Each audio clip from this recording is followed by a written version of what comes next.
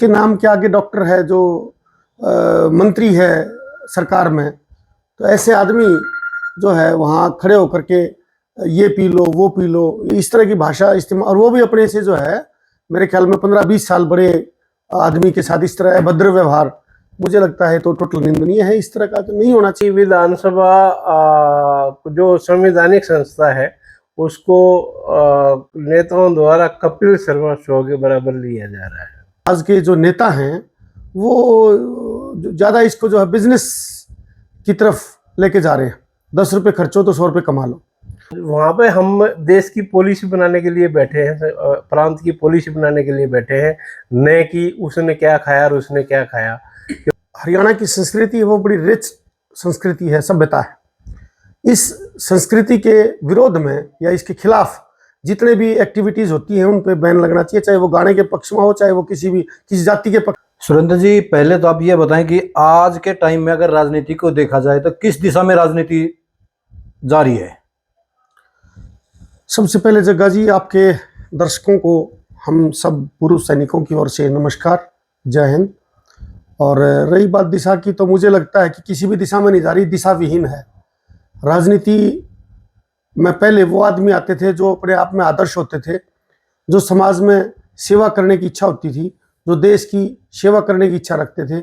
आज के आदमी जो है, आज के जो नेता हैं, वो ज़्यादा इसको जो है बिजनेस की तरफ लेके जा रहे हैं। 10 रुपये खर्चो तो 100 रुपये कमा लो। और तीसरा रही बात इथोस की, जो वैल्यूज़ हैं वो वैल्यूज़ ख़त्म कर ली इन्होंने। मॉरल वैल्यूज़ जो है वो खात्मा हो गया। अभी जो जिस मुद्दे पे मेरे ख्याल में आप लेके जाना चाहते हो, वो जो लेटेस्ट विधानसभा, हरियाणा विधानसभा में जो केस हुआ है, देखिए लेकिन अब वो मंत्री हैं, ये सरकार है, अब क्या करोगे इसमें?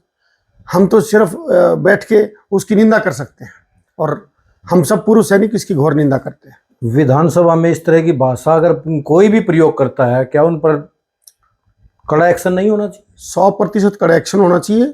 उनको यदि पूर्णतया विधानसभा की सदस्यता भंग ना की जाए तो कम से कम उसको कुछ दिनों के लिए तो बाहर कर देना चाहिए था। ऐसा मेरा ऐसा मानना है। और उसके बाद भी कुछ नेताओं ने, देखिए उन्होंने तो जो किया वो कर दिया। वो गंदगी जो फैलानी थी, जो डेंट मारना था, वो राजनीति, हरियाणा की राजनीति में वो मार दिया।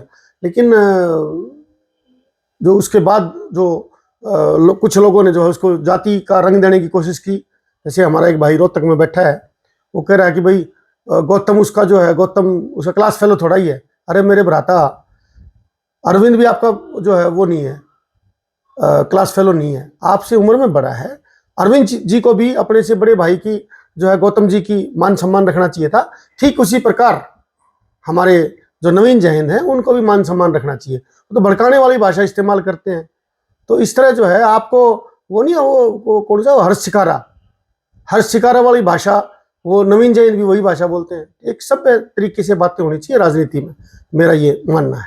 कहीं ना कहीं आपको यह नहीं लगता भी विधानसभा में हरियाणा के उत्थान की, हरियाणा के प्रगति की बात होनी चाहिए? देखिए, अरविंद भाई को, नेताजी को, हमारे गोहाना विधानसभा से चुने गए विधायक को, जो हरियाणा में मंत्री हैं, उनको मेरी सलाह है कि मंत्री जी, आपने यदि हरियाणा विधानसभा में बात करनी है तो आप बात कीजिए कि भाई बड़ौदा रोड पे फ्लाईओवर कब बन रहा है, मैम रोड पे जो घंटों जाम में लोग खड़े रहते हैं वो फ्लाईओवर कब बन रहा है। उनको बात करनी चाहिए कि ये बदरों के ऊपर जो है, जो ये बाईपास बनना है, ये कब बन रहा है। उनको बात करनी चाहिए कि लोग आत्मविश्वास के साथ, पूरे विश्वास के साथ गोहाना के हॉस्पिटल में इलाज करवाने कब जाएंगे। जो अल्ट्रासाउंड है, बाकी जो बड़ी बड़ी मशीनें हैं, जिससे लोगों गरीब आदमी को, आप बार बार बात करते हैं गरीब गरीब गरीब, अरे भाई गरीबों का सुख तो तब होगा जब हजारों रुपए के जो टेस्ट हैं वो गोहाना में फ्री हों, अच्छी मशीनें हों, डॉक्टर्स अवेलेबल हों। कब जाएंगे, कब होंगे? यहाँ कितनी इंडस्ट्री आई। आप अरविंद जी, माननीय मंत्री जी, आप क्या बताएंगे कि इस बजट में जो आप लोगों ने पेश किया है, भारतीय जनता पार्टी का बजट, इसमें गोहाना के लिए क्या वो आया, कितना अलॉटमेंट आया? इस तरह की बातें। आप जो है दिल्ली से जो मेट्रो आनी है या हाई स्पीड ट्रेन आनी है, वो गोहाना में कब आएगी, ताकि लोग यहाँ से अप डाउन कर सकें। आम नौजवानों की, कितने नौजवानों की नौकरियों की बात करी आपने। कौन से जो कोर्सेज हैं, ताकि हमारे गोहाना एक पिछड़ा, जब हम 10वीं पास करते में पढ़ा करते तो एक वो था बैकवर्ड एरिया सर्टिफिकेट बनता था यहाँ पे। जब आपने 96 में यहाँ चुनाव लड़ा तब तक मेरे को लगता है तब तक ये बैकवर्ड एरिया था। आपने इसके उत्थान के लिए क्या किया? आपने यहाँ से पानी की निकासी के लिए क्या किया? आपने गोहाना के बाईपास के लिए क्या किया? आपने जिला बनाने के लिए क्या किया? इन सब की बातें कीजिए ना। वो एक छटाक पी गया, वो 10 किलो पी गया, क्या है ये? इस तरह की भाषाएं अमर्यादित हैं। और हमारा जिन्होंने जो इस गोहाना से जिन्होंने आप लोगों को चुन के भेजा है, उनका दिल दुखता है। मेरी प्रार्थना है कि इस तरह की भाषा आप इस्तेमाल ना करें और तुरंत जवाब दें कि मैंने जो ये मुद्दे उठाए हैं इन पे आप कब और क्या कर रहे हैं। सुरेंद्र जी, एक ये जो अभद्र गाने बने हुए थे उनको काटने की बात चल रही है। कोई ये बोल रहा है कि उसने मेरी पर्सनल रंजिश रखते हुए कटवा दिए हैं। ये किस नजरिए से देखते हैं इसको आप? देखो, मेरा ये मानना है कि जो हमारे हरियाणा किस्म हमारे पीछे ऐसे हुआ है कि जाति के पक्ष में गाने गाए गए हैं, इस तरह के बातों पे तुरंत बैन लगना चाहिए, ये बात सही है। लेकिन एक विशेष आदमी पे लगना, ये या वो कानून जो है एक विशेष आदमी के लिए लागू करना, वो गलत है। इन बातों पे सेंसर होना चाहिए। और जो अभी हुआ है इसके ये जो घोर निंदा का विषय है, एक विशेष आदमी के लिए ना होकर के, जो अभी मैं सुबह सुन रहा था, बोले बदमाशी कर देंगे, बदमाशी देख लेंगे, इस तरह कभी गाना है किसी दूसरे गायक का, उन पर भी बैन लगना चाहिए, मेरा ये मानना है। कहीं ना कहीं समाज में जो बदमाशी के गाने गाए जा रहे हैं उन पर बैन होना चाहिए, भले ही किसी के भी हो। शायद 100% बैन होना चाहिए। और इनफैक्ट सेंसर होकर के वो गाने जो है मार्केट में आने चाहिए। लेकिन किसी भी एक आदमी के किसी विशेष समुदाय के उनके ऊपर लागू नहीं, सबके ऊपर लागू होना चाहिए। एक और वो कोई जो भी आदमी है, वो जो हरियाणा सरकार ने बना रखा है, उनको ये समझाया जाना चाहिए कि भाई वो किसी एक आदमी के विरोध में काम ना करके उसको हरियाणा संस्कृति के पक्ष में काम करें। विजेंद्र जी, आपकी क्या राय है?